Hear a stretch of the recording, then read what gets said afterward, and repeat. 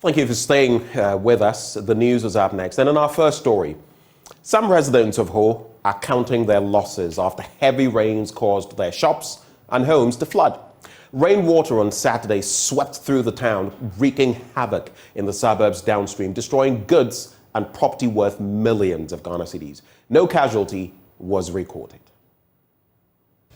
Resident in Bankoi, Akpenamawu, Ajimakofe, Polyclinic, Ho Technical University, barracks, prisons, medical villages, powerhouse, and Donokoji, among other suburbs, suffered the effect of the floods.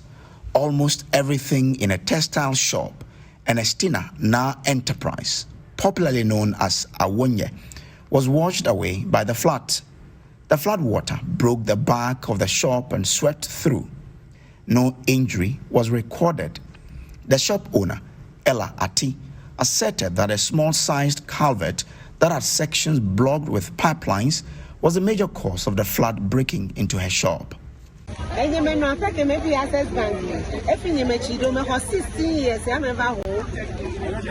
54 years. I came to Ho when I was 16. I am now 54. We have never experienced any form of flooding until the pipes were stationed there. I am telling the authorities, we have already lost our properties. But what happens if a life is lost? They must address this situation.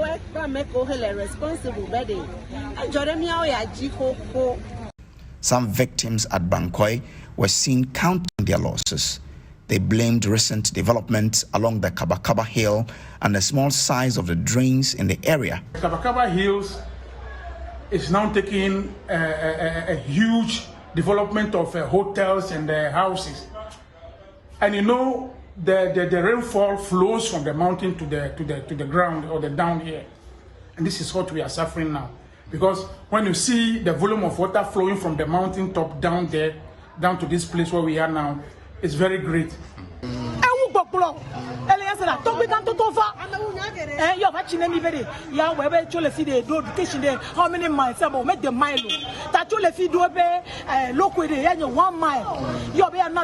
It is overwhelming.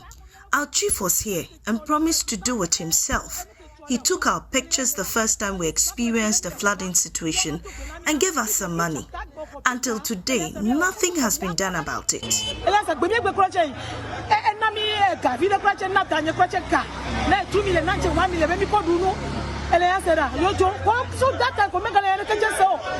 A team from the Ho Municipal Assembly and the National Disaster Management Organization, NADMO, has been visiting the affected areas to ascertain the extent of damage. Ivy Maukbamo is the Volta Regional NADMO Director. Officers are also on ground with myself. We are still taking the assessment reports and then the necessary actions that need to be taken for the final result. So that question will definitely be answered latest by close of day.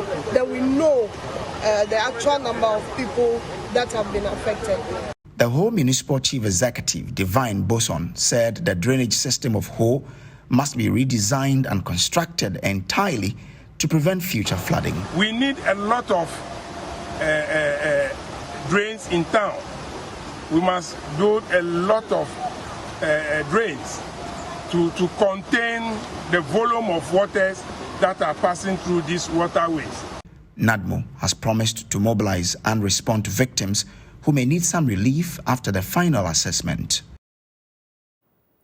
Let's talk politics now. And flag bearer of the National Democratic Congress, John Dramani Mahama, is alerting the Electoral Commission of the party's readiness to fight back electoral malpractices in the 2024 election. He claims the EC is in a potential tangent to manipulate outcomes of the general elections. According to Mahama, the Commission's new Ghana Card Identification Directive will deprive some Ghanaians of their right to vote.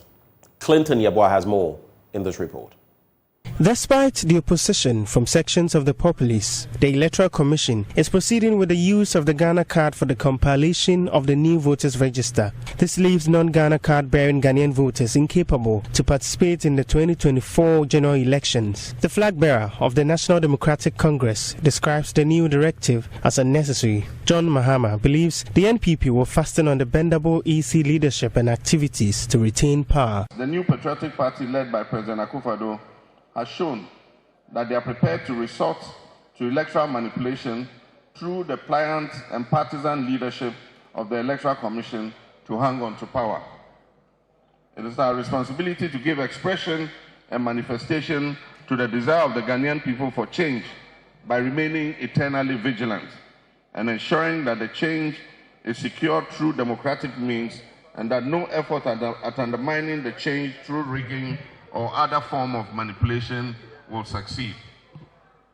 It is in this light that we in the NDC wish to make clear that we will resist and prevent any sinister plot by the EC to manipulate the outcome of the 2024 elections, even before the first ballot is cast, through the needless and ununderstandable insistence on the Ghana card as the only means of registration.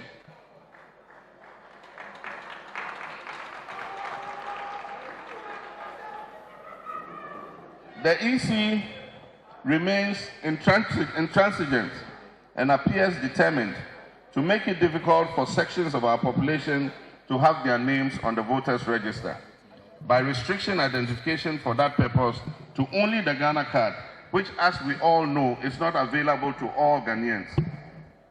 The problems of our country are legion, and the failure of this government have been spectacular on all fronts. To the young people of Ghana represented here by the vibrant members of New Stain, I urge you not to lose hope.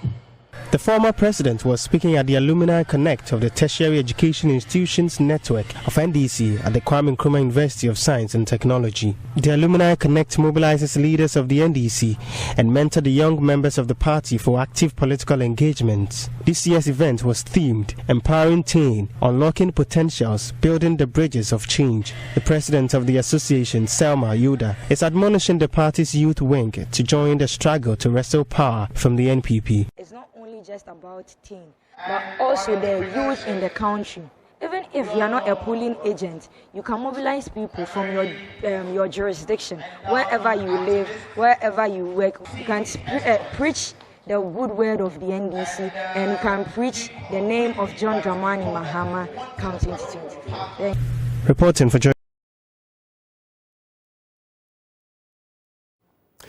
Now, various speakers at a forum organized by the National Commission on Civic Education on the prevention and containing violent extremism have urged Ghanaians to be more vigilant and report suspicious characters to the security agencies. They are not happy that in the advent of terrorism and jihadist groups that are replete in neighboring, strangers should not be entertained, urging the citizenry not to devour information to people they don't know. The PCVE program is funded by the European Union. Joy News Upper West Regional Correspondent Rafiq Salam reports from WA. Ghana is considered to be an oasis of peace and stability and a beacon of hope in a sub-region that has some of its countries overtaken by extremist or jihadist groups.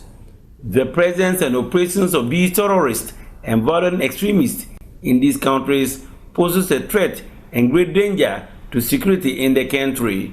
The National Commission on Civic Education, NCCE, with funding from the European Union, launched a Preventing and Containing Violent Extremism, PCVE, program in 5 regions in the northern belt of the country and 3 adjoining regions, namely Oti, Bono and Bono East regions. For the past few weeks, the Upper West Region's Office of the NCCE has been busy sensitizing and educating various identifiable groups, including students from tertiary institutions in the region, on the PCVE program. Addressing students at the National Jan Ahmadiyya College of Education, Acting Commission Secretary of the NCCE, Lawyer Lucille Helet Anan, urged the students to be vigilant and report suspicious characters to the police. So please, when you are in your community, be vigilant.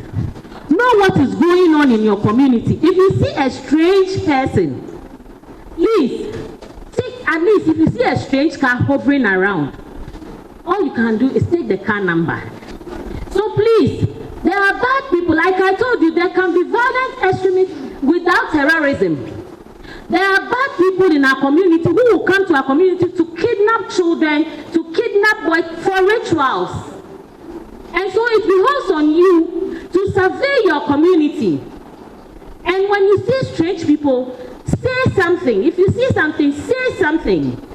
Upper West Region's director of the NCCE, Victor Nwoko, revealed that the African Sahel region is increasingly becoming a safe haven for terrorist and extremist groups, calling for efforts to be made to resolve conflict situations that gives way to terrorism. The Global Terrorism Index, GTI, estimates that Africa's Sahel region, comprising of the countries West and Central Africa, currently account for 43% of the world's terrorism deaths. Efforts must also be made to resolve conflicts situations that give rise to terrorism. We need to preach among ourselves peaceful coexistence devoid of ethnicity or religion. Upper Regional Crimes Officer of the Ghana Police Service, ACP Redouncement Yao, called on the citizenry to take personal initiatives to protect themselves first before informing the security agencies. They may come pretending to be your friend, pretending to be a member of your religious sect, pretending to be an old schoolmate, pretending to be a distant member of your family. But please, let us be wary of such people. In other words, you should not trust anybody. You should not trust anybody, especially strangers. Ghanaians are so hospitable that the moment someone comes and starts narrating his or her story, we buy into it, and being so religious, we start accommodating them. This is very dangerous. Let us be careful with such attitude. Dean of Students at the National Jahana Ahmadiyya College of Education, Fadila Saidu Brahima, who chaired the function, commended the NCCE and the European Union for the program, stating that it is an eye-opener which will be of enormous benefit to the college. We also know that as youth, those who are propagating violence and terrorism are ready to use us. From today, we have learned and we will practice. We will be each other's keeper, and then we will not allow any group or any individual to use us to perpetrate violence or terrorism. Reporting for Joy News, Rafiq Salam. The Chief Executive Officer of the Northern Development Authority, Sule Sambian, has assured students of the Nankpanduri Senior High School in the Northeast region that the NDA will mobilize resources to reconstruct the girls' dormitory that was ravaged by fire some months ago. Mr. Sambian appealed to the students to concentrate on their studies and allow the authorities to deal with the disaster. He said all of this when he paid a working visit to the Northeast region. The NDA is undertaking some development projects in schools and communities in the Northeast region as part of its Infrastructure for Poverty Eradication program, which started in 2017. The program is aimed at building infrastructure in deprived communities across northern Ghana. The NDA CEO, Sule Sambian, was at the Nankpanduri Senior High School to inspect some projects under construction and also commiserate with the students who lost their belongings following a fire disaster. He said the NDA had paid contractors working on the projects in the school. Show you that NDA is willing to have the place fixed for you so that you can get back to your normal.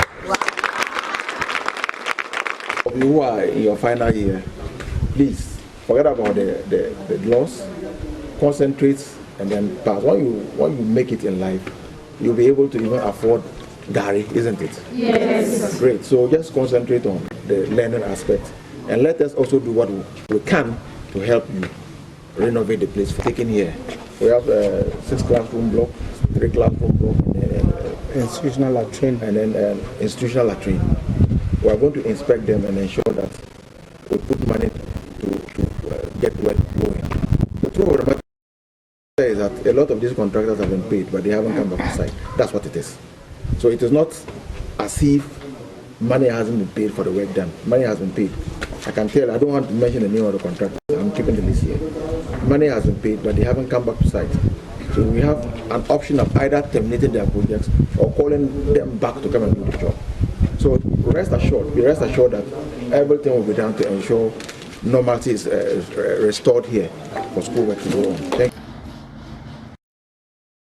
The district chief executive for Bunkuru Nakwanduri, Joseph Luknak, said government has honored requests the chief of the area had asked from government, citing a school bus, a dormitory block, among others. We put up a boys' dormitory, 120 capacity, and we're able to bring His Excellency President Nana Akufo-Addo to come and commission. And the day of commissioning, Nakwanduri chief made a plea. He asked for 3 things that President could do for him. He said the Nakwanduri Senior High need a school bus. Was the bus delivered before the elections? Yes. He said he wanted the Nakwanduri Presbyterian Senior High to be absorbed by government. Is it absorbed? Yes. And another thing was to get a multi-purpose dining hall. You can see that is currently ongoing. Can you see it? Yes. So very soon, Gate Fund is going to pay the contractor to come and continue with the work. But there are some jarras that came around. You are all aware. The jarra has to do with the 6-unit classroom block, the 3-unit classroom block, the institutional latrine that we are talking about. But more are coming. As they've mentioned, the day will come back to hand over this facility to you. You will see that your classroom blocks is roofed and plastering and other things are ongoing. You see, and the dining hall, very soon, when they come back and they roof and finish, I will come and join you and we'll have all night entertainment. The team paid courtesy calls on the Nakwanduri, Bimbago, Najo, Nanil, and Angelic chiefs in the area. In our next story, the Director General of the Ghana Broadcasting Corporation, Professor Amin Al-Hassan, is questioning why a broadcasting network run by the police service is not under the direct supervision of the National Media Commission. According to him, since the police is funded by the state, operating a television station could be regarded as a state broadcaster. Now, speaking on the 5th edition of the Joy Change Speakers Series, Professor Al-Hassan raised concerns over how the station was authorized to broadcast without recourse to the National Media Commission. We are all aware. If you are not aware, please take your remote control and scan your TV channels. You come across what we call police TV. Let's step back and go back to the Constitution and go back to the laws and go back to the reasoning behind certain Supreme Court decisions and extract what is a state broadcaster. It is simply an institution that was founded with state resources and is funded with state resources. That is how you can understand. And when you say this today, every Ghanaian calls, oh, that is GBC, Ghana Broadcasting Corporation. But if the Ghana Police Service, for example, which depends on 100% state funds to operate, uses part of the allocated state resources to start a television station, and it starts to typically act as if it is in the business of broadcast journalism. I've seen some content on their channel where a policeman in dress with police uniform with a camera and a mic doing vox pop in communities on the channel, literally doing what we would define as broadcast journalists. Should we then call the police TV station a state broadcaster? If so, why is it not under the direct supervision of the National Media Commission? How could it be licensed or rather better still, authorized to broadcast without recourse to the National Media Commission. Now, in our next story, the President of the Republic of Zambia, His Excellency Hakainde Hichilema, is urging African leaders to back their talk with action and necessary funding. He believes Africa can become economically independent if leaders were to turn their speeches into action. The president was speaking during a visit to Zoomlion Ghana's Accra compost and recycling plant as part of his state visit to Ghana. There is more in this report. President Hakainde Hichilema was in Ghana for a 3-day state visit upon the invitation of his counterpart, Nana Akufo-Addo, to enhance bilateral relations between the two countries. The visit to the Accra compost plant was to see at first hand how the private sector is helping solve the waste management problem in Ghana and how that can be replicated in Zambia through collaborations. The president, after touring the Accra compost plant, said he was impressed with the kind of investment done by the private sector. He believes Africans must invest in technology to solve their problems. We want to appreciate your innovative, ingenious mind around this menace called West. So I do believe, since you're already in other countries, I don't have to emphasize the point. We Africans must learn to work together. G to G, government to government, business, people to people. This encouragement I want to indicate to Executive Chairman will become more visible amongst the current crop of leaders on the continent. A number of us are resolved that we must look out to each other for each other as we push the developmental agenda. He urged African leaders to invest in priority areas. Our continent for a long time was not allocating resources, alongside its own priorities. So there was, probably connected to the first question, there was a lot of intent talked about, desires talked about, but not matching those desires with the resource envelope. If you followed our conversation in Paris last week, we did discuss, and for me what was pleasing that a lot of leaders in the meeting there to look at the reform of the global financial architecture agreed that time has come to allocate decent resources to the priorities of Africa, development, jobs. You will see a little bit more convergence, a little bit more concerted effort amongst leaders. Instead of talking politics every time we meet, we must talk economy, investment, trade, joint ventures. The group chairman of the Jospon Group, Dr. Joseph Siao Ejapon, said 62% of waste generated in Africa is organic and can be recycled with the necessary investments in technology. Over the world, climate change and all the issues that are going on is turning the waste not as a waste, but a waste to a resource. Now, Global Outlook talks about 2.1 billion waste generated worldwide. Africa, our nature of food eating and habits and other things. In Africa, everybody eats corn. Everybody eats, everybody eats. So the nature of the food that we eat, this is the characteristics. 62% is organic. Plastics is 14% and other things. There are so many, Your Excellency, there are so many thoughts about turning the waste to gas, turning the waste to power, waste to energy and other things. The philosophy that is not good for Africa is that our waste is a wet waste. It's a sandy waste. And so by these characteristics of 62%, you focus on organic treatment. The Accra Compost and Recycling Plant, ARCAP, is an integrated waste processing and recycling company that receives and processes waste into plastic pellet and organic manure for agronomic purposes. The plant processes over 2,400 tons of waste whilst producing over 240 tons of compost daily. For Joy News, Prince Kwame Kudoge's report read to you. And that's the note on which we cap off the news. But stay with us shortly. Suleiman Abrahima, Executive Director, Media Foundation for West Africa, is our guest for the News Review.